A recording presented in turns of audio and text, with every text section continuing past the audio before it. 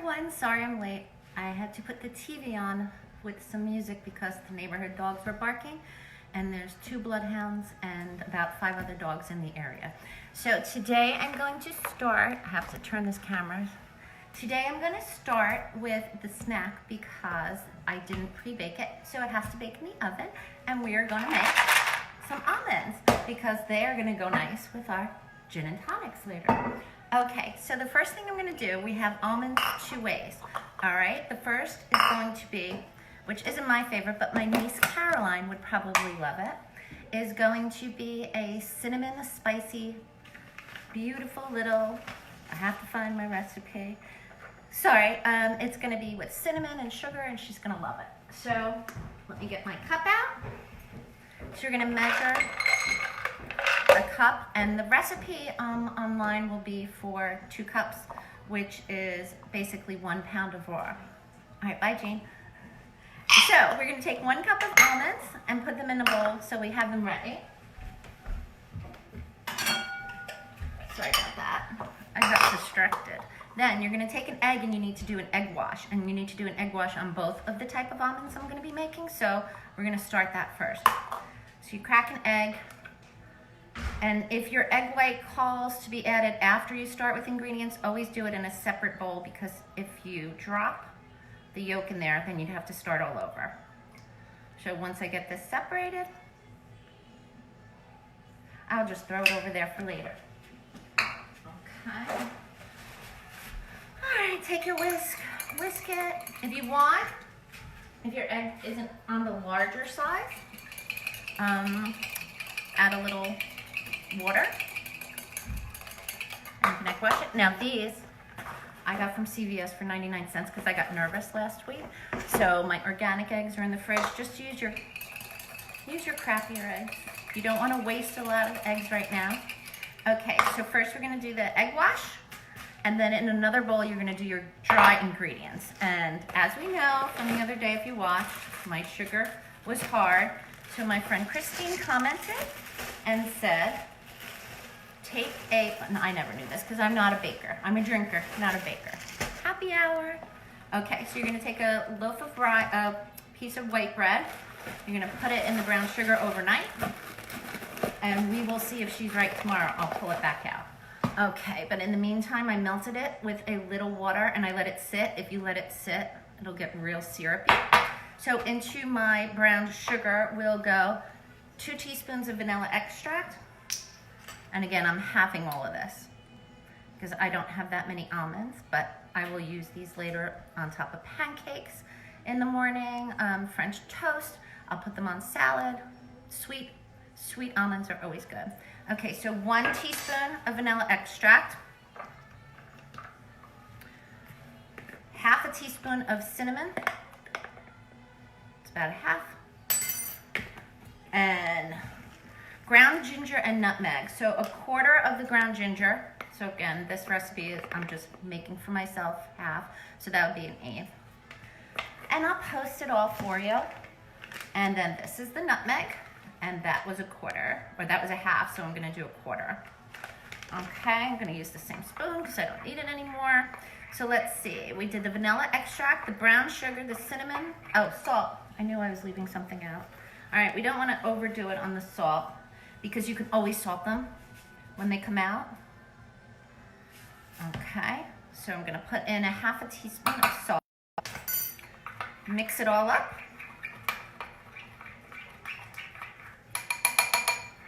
Okay, now the almonds are gonna go into the egg white mixture first. I'm gonna get them coated all nicely. Sorry, I'm following a recipe. I never made cinnamon sugar almonds before. I always make the hot and spicy ones. So now, pour them onto a parchment-lined baking sheet. Okay. So I happen to have parchment strips because I was out of parchment. So I bought the parchment strips thinking that might be nicer. And then we're gonna take our almonds out of the egg wash, like so. Use a slotted spoon, that's probably better. I didn't grab that. again, I'm flustered. I went for a walk with Jean and Spike instead of prepping for my snack. Once again, I didn't prepare. That's why the hair's in a pony. Okay, so now we're gonna get this all yummy. And I am actually going to spray a tiny bit. All right, probably don't have to spray parchment. That's the whole point of it, but. All right. So if this was 2 cups, the whole thing would be filled, which is a pound, but this is just 1. So I'm gonna put them in the oven now so I can show you how to serve them in a little bit. Hold on. And we do that at 350. 350 for about 15 minutes. Okay, so let's move this to the side. We got that, we got our bread, we got our egg. I'm gonna use the same egg wash. And now we're gonna take another cup of almonds. I'm gonna put them in the egg wash. And I'm gonna add a little water. So what's going on with everybody? Okay, there is a reason I picked a gin and tonic today, and I'll discuss that after I get the almonds in. One thing that happened today, we got our letter from Auburn, Alabama, where Jane goes, and they want her to come move out her dorm on Saturday. So that's not gonna happen. But we'll worry about that in April, and there are dates we can push back. So again, we're gonna take our almonds in one bowl, and we're gonna add our dry ingredients in another. So our dry ingredients will be olive oil. Okay. And then I don't know if most of you have this, but liquid smoke. You could add that after. If you don't have liquid smoke, which is great if you love to make your own wings, or chili. If you don't have liquid smoke, you can add some smoky paprika. That would work, okay? And then we're gonna take, because this is so little, it's 2 teaspoons of garlic powder, 2 teaspoons of celery salt, 2 teaspoons of salt. I'm just gonna eyeball it today. Little cumin, little garlic powder, sorry. Little cayenne, go easy. You could always sprinkle more on if they're not hot enough. A little onion. Hi Karen, hi Amy. Yes, I'm back. The nutcase is back. This is like a little job for me lately, which is good because everybody's upstairs working. So this keeps me busy, well, at least for an hour. I was making lunch until 3:45. Chicken, bacon, avocado salad for everyone. Okay, now we're gonna take the almonds, pour them right in there, and then take our baking sheet. And probably, if you had to put it right down, use this. If you don't, put them right down on that. Okay, so that's the same thing. We're gonna spread them out, and they are gonna bake 330 minutes, but I did 375 because I'm hoping they're ready before you guys are gone. Alright. Now, let me clear this away so I can focus on what I think is more important, the cocktail. All right, so today we're discussing gin. I like gin. I have only recently started to really try different ones out. I like Hendrick's, I like Sapphire, but I'll explain the difference right now. If you go to the store, you'll see gin and you'll see London Dry Gin. London Dry Gin is sort of like how champagne can only come from Champagne and blah, blah, blah. And Modena olive oil comes from Modena or Modena in Italy. The same is with London Dry Gin. It doesn't have to come from London, but it has to be distilled purely. And any botanicals, any flavorings, any junipers would be added before. If they're added after, I shouldn't put that there because that's not one of them. If they're added afterwards, then it is called regular gin. It cannot be called London Dry Gin. I actually made a few little notes at 4:30. So the base of the spirit has to be 96% of the gin, and afterwards, if the botanicals and flavorings are added afterwards, then it's just gin. All right, enough of that. And why did I call this a gin and tonic day? Because it's Gin and Tonic Tuesday. Because I watched a show even before this whole COVID-19 thing happened. It was a woman in South Africa who makes a botanical gin. And the reason gin became popular was for soldiers and sailors, not soldiers, way back in British when they were in Africa. And what it is the gin and with the botanicals mixed with the quinine. Somebody's coming down to say hello. The quinine, it fights malaria. So as soon as I heard that malaria drug was helping to cure COVID-19, I thought, boop, gin and tonic. Okay, so if you want to go, Matt, go away. My son is down. They're all coming down to see what's going on. They finally realized I'm doing this. Okay, so Beefeater is a good budget. If I was going to do Beefeater, I would upgrade my, which is what I'm going to do today, upgrade my tonic to Tonic. It's not bad. Beefeater, it's fine. It's just not great if you're just having 2 ingredients in your drink. You might want something different. I love Hendrix. That's on the more expensive side, but that is definitely, it's less citrusy and it's less juniper and it's more rose and cucumber. Hendrix comes in a black bottle. It's delicious. It makes a really good, solid, strong drink. If you're gonna serve it to your man, use Hendrix. This I bought recently. It's good. It's Whitley Neal handcrafted blood orange gin. I thought it would be interesting, but I did find out that if the flavors are added afterwards, it's basically a flavored vodka. But that's okay because we love vodka. So Whitley dry gin, Whitley handcrafted gin. They also make juniper, rhubarb, and fig. And then today's gin, oh no, not today's. Tanqueray is a perfect classic G&T. I have some notes about it because I use Hendrix. I don't usually use Tanqueray. It's a classic.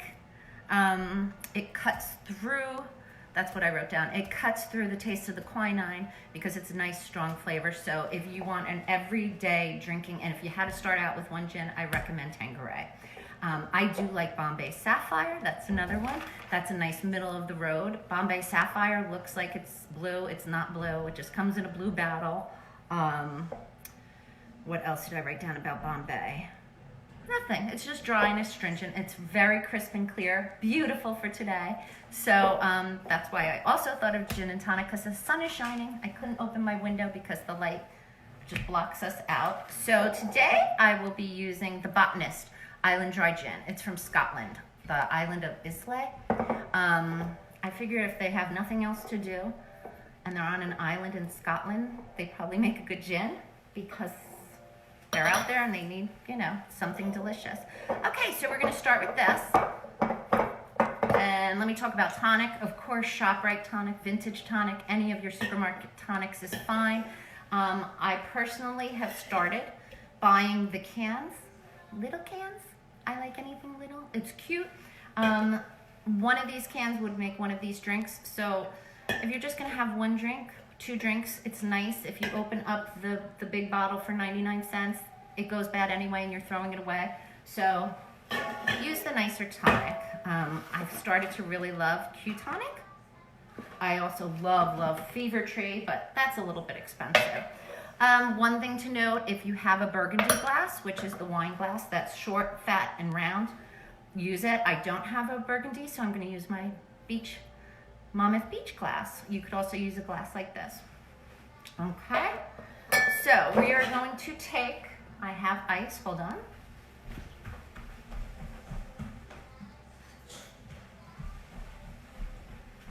Can you tell I'm not ready today? Okay, so we're going to take our ice.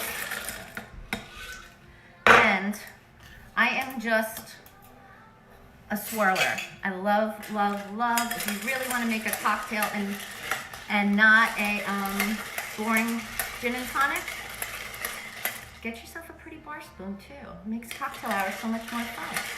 Spin the ice around and get it really, really cold. I did this the other day, I think our first day with the martini. That was supposed to be a Cosmo. Spin it around and then take your little glass thing and you'll dump the water out. See all that water? You think there's not a lot, but it's amazing. Okay, so now you have a beautiful glass of fresh ice and your glass is frozen. All right, so it is 2 parts tonic to 1 part gin. So get a glass. I don't have one. I will get one. Here's a little pitcher, so I'll eyeball it. so that's enough gin because it's still early. So you're gonna pour your gin in, and then you're gonna take your adorable tonic. Oh wait, no, before you're gonna do that, sorry, I am unfocused. Here's some lime. So you're gonna cut a nice wedge. And again, I keep saving my things in a Ziploc because I'm running out of fruit. All right, so you're gonna squeeze a little on, leave it right in the middle, and then you are gonna take your spoon. Let's see if this works. No, I'm not gonna be fancy today. Usually you can pour it down and it's really cute. So just pour it over that. So 1 part tonic to 1 part gin to 2 parts tonic. Ching ching. Oh, it's so good. I wish you could have it with me. All right, if anybody has it, please post a pic later of yourself ching-chinging. All right, the other thing I wanted to say, the reason I started this was for happy hour. And the best 2 places I've ever had happy hour, gin and tonics. One was in New York City, downtown. We were on our way to Dead Rabbit.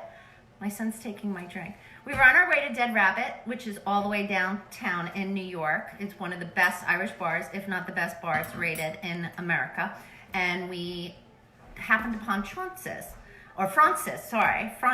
And we sat by a fire in the Dublin room, and we had vodka tonics with Dublin gin. That was fantastic. And the other is the Bombay Club in New Orleans. If you go there, they have an amazing happy hour. The food is delicious. The gin and tonics are delicious. It's absolutely fantastic. All right, so that's that. Now let's check on our nuts.